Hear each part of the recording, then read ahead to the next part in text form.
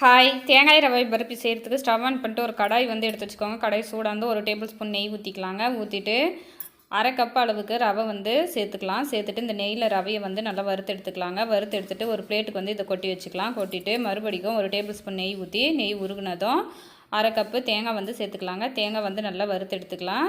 தேங்காய் வந்து நல்லா உதிரி உதிரியாக ட்ரை ஆகணுங்க. அந்தளவுக்கு வறுத்து எடுத்துக்கலாம். வறுத்து எடுத்துகிட்டு இப்போ அதுவும் கொட்டி வச்சுக்கலாம். கொட்டிட்டு இப்போ அதே கடாயில் அரை கப்பு சர்க்கரை வந்து சேர்த்துக்கலாங்க. அரை கப்பு ரவைக்கு அரை கப்பு சர்க்கரை சேர்த்துட்டு சர்க்கரை முழுகிற அளவுக்கு தண்ணி வந்து ஊற்றிக்கலாம். தண்ணி ஊற்றிட்டு இப்போ நம்ம இதை வந்து நல்லா பாகு காய்ச்ச போகிறோங்க. இதுக்கு வந்து பார்த்திங்கன்னா அந்த ஒத்த கம்பி பதம் வந்து வரணும். நம்ம பாகு எடுத்து பார்த்தோம்னா 2 விரலுக்கு இடையில் ஒரு கம்பி மாதிரி நீண்டு வரும் அந்த பாகு. அதுதான் இதுக்கான பதம். அந்த மாதிரி வந்ததும் இப்போ நம்ம வறுத்து வச்சுருக்கிற ரவை தேங்காயை வந்து சேர்த்துக்கலாங்க. சேர்த்து மிக்ஸ் பண்ணி விட்டுட்டு கூடவே ஏலக்காய் தூள் வந்து சேர்த்துட்டு ஒரு டேபிள் ஸ்பூன் நெய் சேர்த்துக்கலாங்க.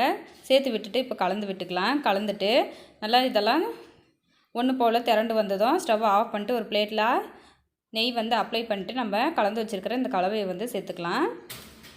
சேர்த்துட்டு பரப்பி விட்டுக்கோங்க. பரப்பி விட்டுட்டு நம்ம இதை வந்து முழுமையாக ஆற வச்சிடலாங்க. ஆறினதுக்கப்புறமா நம்ம பர்ஃபி வந்து கட் பண்ணிக்கலாம். இப்போ இதுக்கு மேலே வந்து கொஞ்சமாக நட்ஸ் வந்து கட் பண்ணி தூவிக்கலாம். சாப்பிடும்போது கடிப்படும். அப்போ வந்து நல்லா டேஸ்ட்டாக இருக்கும். இப்போ பாருங்கள், இது வந்து நல்லா ஆறிடுச்சு. இப்போ நம்ம இதை வந்து பர்ஃபி வந்து பீஸ் போட்டுக்கலாங்க.